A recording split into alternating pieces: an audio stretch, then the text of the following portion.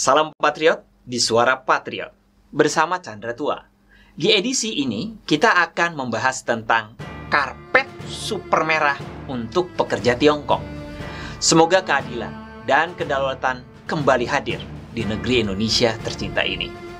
Selama bulan Mei 2021 ini, diam-diam sekitar 500 tenaga kerja asing TKA asal Tiongkok masuk ke Indonesia. Di tengah larangan mudik bagi masyarakat kita menjelang Lebaran, pekerja dari Tiongkok tiba di Bandara Internasional Soekarno-Hatta dengan pesawat charter dalam beberapa gelombang. Seolah karpet super merah sengaja digelar khusus untuk mereka. Surat edaran yang diterbitkan oleh Satgas Penanganan COVID-19 nomor 13 tahun 2021 tentang peniadaan mudik Hari Raya Idul Fitri tahun 1442 Hijriah dan upaya pengendalian penyebaran COVID-19 selama bulan suci Ramadan pun diabaikan. Pihak Imigrasi RI memastikan sebelum dilakukan pemeriksaan keimigrasian, para penumpang asing itu telah melalui pemeriksaan kesehatan sesuai protokol kedatangan orang dari luar negeri oleh pihak KKP Kemenkes.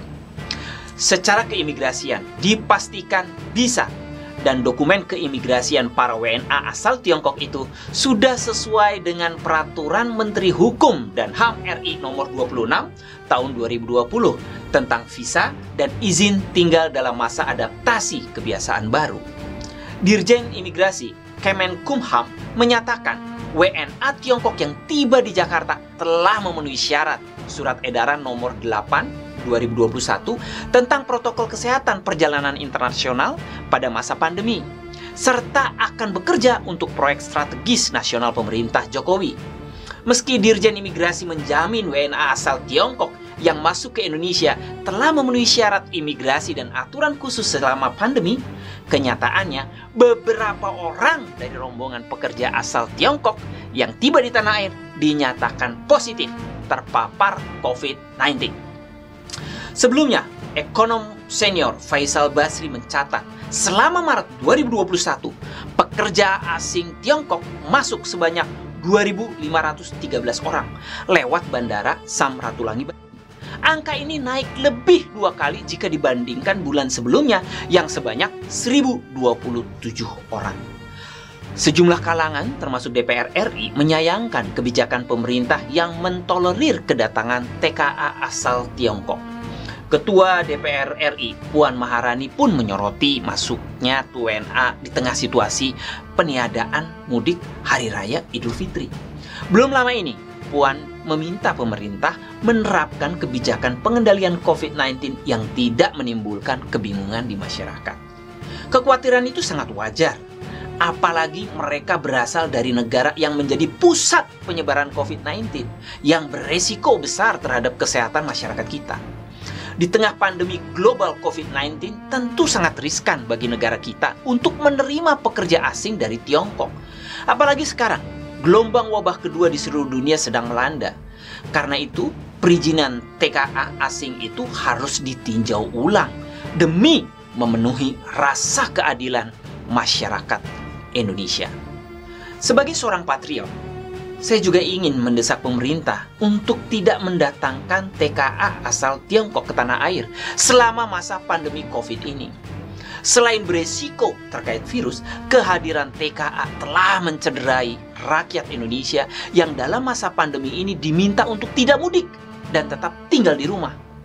Lebih menyakitkan lagi karena kedatangan TKA asal Tiongkok ke tanah air akan menimbulkan kecemburuan sosial bagi tenaga kerja lokal yang banyak dirumahkan atau di PHK selama masa wabah corona ini.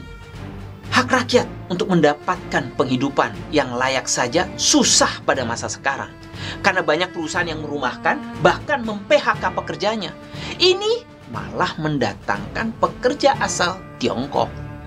Selama ini pemerintah beralasan kedatangan pekerja asing asal Tiongkok untuk kepentingan proyek strategis pemerintahan Jokowi. Saat pemerintah kita memang sedang membangun sejumlah proyek infrastruktur yang bekerja sama dengan rezim PKT, Partai Komunis Tiongkok. Salah satunya pembangunan kereta api cepat Jakarta-Bandung.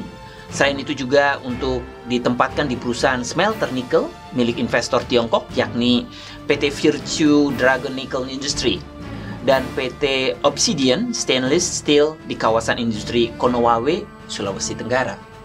Saya merasa tidak habis pikir dengan penjelasan Kementerian Ketenagakerjaan yang beralasan kehadiran TKA asal Tiongkok tersebut karena tenaga kerja lokal tidak ada yang memenuhi syarat untuk pekerjaan tersebut. Bagi saya itu alasan yang mengada-ngada, karena selama ini juga TKA asal Tiongkok seperti yang bekerja di Morowali, Sulawesi Tenggara, kebanyakan adalah pekerja kasar yang sebenarnya bisa dilakukan oleh tenaga kerja lokal. Kenapa mesti harus menggunakan pekerja Tiongkok? Saya menduga kebijakan mendatangkan pekerja asal Tiongkok ini terpaksa dilakukan karena pemerintah Indonesia sebelumnya sudah terlanjur membuat komitmen. Dalam setiap investasi, termasuk pemberian hutang, Partai Komunis Tiongkok selalu mensyaratkan penggunaan tenaga kerja dan komponen peralatan dari negaranya dalam kontrak pertambangan, energi, maupun proyek infrastruktur. Tak heran jika jumlah TKA asal Tiongkok meningkat terus dalam beberapa tahun terakhir ini, tak peduli di masa pandemi COVID-19 ini. Hal itu karena pembiayaan investasi pembangunan proyek infrastruktur oleh rezim Partai Komunis Tiongkok banyak menggunakan Preferential Buyers Credit (PBC). Pinjaman lunak ini terkesan murah hati, namun tujuan utamanya mendorong ekspor sektor yang bersifat strategis untuk membuka pasar ekspor baru sebagai solusi menyempitnya pasar ekspor Tiongkok lantaran kondisi ekonomi global yang sedang lesu. Dengan instrumen pinjaman itu, tak hanya mensyaratkan sedikitnya 70% barang-barang kebutuhan proyek harus dibeli dari Tiongkok, tetapi juga warga negaranya bisa bekerja pada proyek yang digarapnya itu. Jadi isu pekerja asing asal Tiongkok ini bukan isapan jempol belaka. Itu merupakan bagian dari strategi investasi mereka, sekaligus untuk memecahkan masalah demografi mereka. Bahkan pengamat politik Rocky Gerung pernah mengingatkan bahwa kepentingan investasi Tiongkok tidak hanya sebatas ekspor tenaga kerja, tapi juga ekspor ideologi dan infiltrasi intelijen. Seharusnya pemerintah Indonesia tidak begitu saja menuruti kemauan rezim PKT, Partai Komunis Tiongkok. Ada contoh beberapa negara seperti Malaysia yang berani merevisi kontrak perjanjiannya dengan Tiongkok terkait investasi, hutang, dan perdagangan yang dianggap tidak adil dan merugikan kepentingan nasionalnya. Revisi kontrak itu merupakan hal yang wajar dalam kerjasama internasional.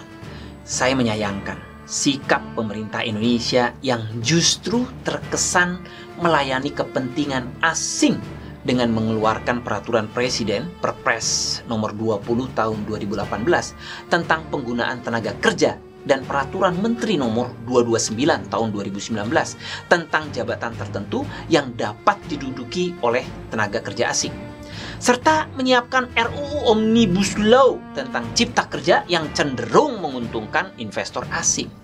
Tak heran jika pengamat ekonomi Faisal Basri mengatakan bahwa rezim saat ini sedang mencoba untuk menggali kubur sendiri.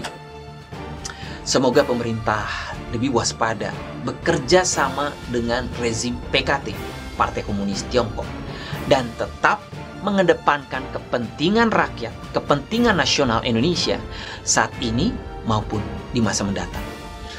Salam Patriot, saya Chandra Tua, mohon undur diri.